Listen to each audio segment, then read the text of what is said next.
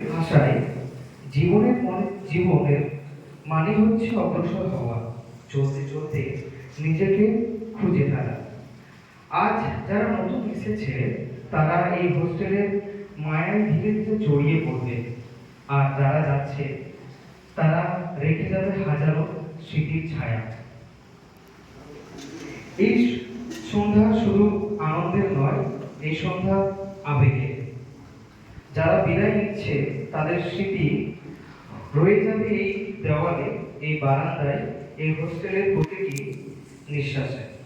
আর নতুনরা আসবে সেই স্মৃতির পথ ধরে এগিয়ে যেতে, নতুন স্বপ্ন নিয়ে, নতুন আশায়। এবার আমাদের অধ্যক্ষ মহাশয়কে বরণ করে নেবেন মেহেবুর রহমান।